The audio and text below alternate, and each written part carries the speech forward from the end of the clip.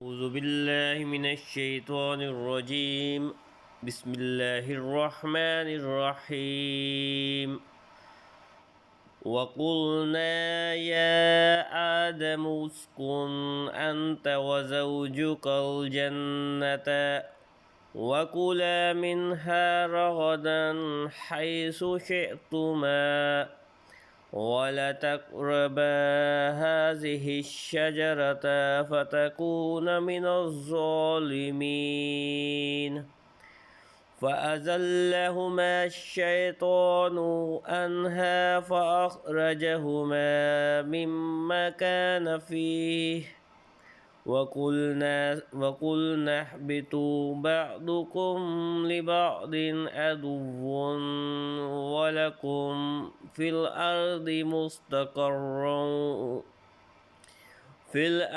مستقر ومتاع إلى حين.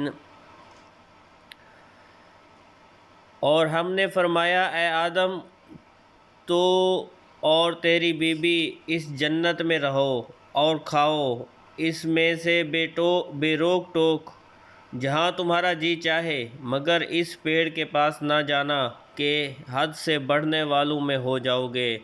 تو شیطان نے جنت سے انہیں لغزش دی اور جہاں رہتے تھے وہاں سے انہیں الگ کر دیا، اور ہم نے فرمایا نیچے اترو آپس میں، ایک تمہارا دوسرے کا دشمن، اور تمہیں ایک وقت تک زمین میں ٹھہرنا اور برتنا ہے. یا آدم اسکن انت وزوجک الجنت، اے آدم تم اور تمہاری بیوی جنت میں رہو.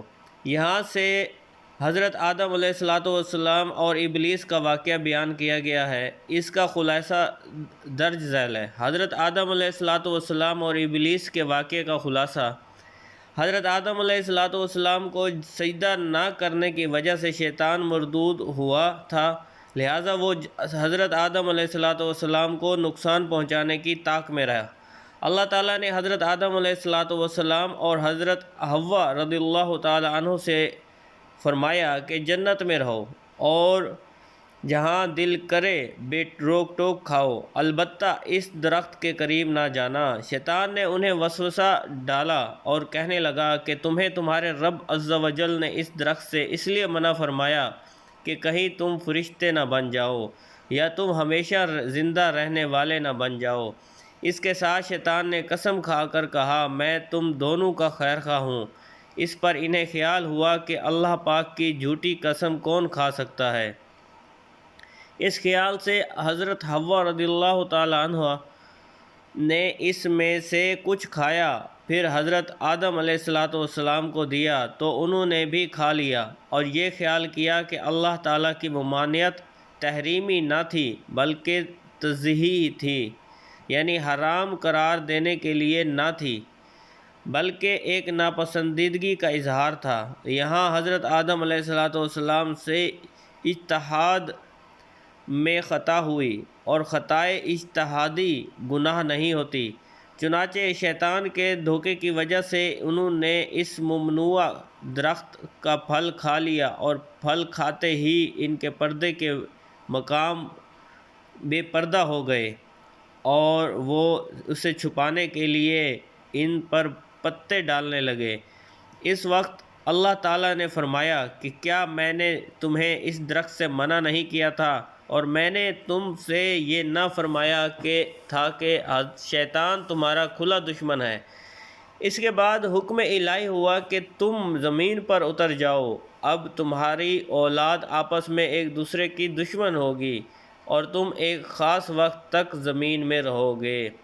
زمین پر تشریف آوری کے بعد حضرت آدم علیہ السلام ایک عرصے تک اپنی لغزش کی معافی مانگتے رہے، حتیٰ کہ آپ علیہ السلام کو اللہ تعالیٰ کی طرف سے چند کلمات سکھائے گئے.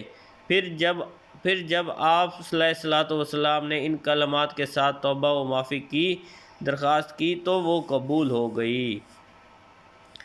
یہاں ایک اہم مسئلہ یاد رکھنا ضروری ہے کیونکہ آج کل بے باکی کا دور ہے اور جس کا جو جی چاہتا ہے بول دیتا ہے، یہاں تک کہ مذہبی معاملات میں اور اہم عقائد میں بھی زبان کی بے احتیاطیاں شمار سے باہر ہیں۔ اس میں سب سے زیادہ بے باکی جس مسئلے میں دیکھنے میں آتی ہے، حضرت آدم علیہ السلام کا جنتی ممنوعہ درخت سے پھل کھانا ہے۔ اعلیٰ حضرت امام احمد رضا خان رحمۃ اللہ علیہ فرماتے ہیں، غیر تلاوت میں اپنی طرف سے حضرت آدم علیہ السلام کی طرف نافرمانی اور گناہ کی نسبت حرام ہے۔ ائمہ دین نے اس کی تصریح فرمائی، بلکہ ایک جماعت علماء کرام نے اسے کفر بتایا ہے۔ لہٰذا اپنے ایمان اور قبر و آخرت پر ترس کھاتے ہوئے ان معاملات میں خاص طور پر اپنی زبان پر قابو رکھیں۔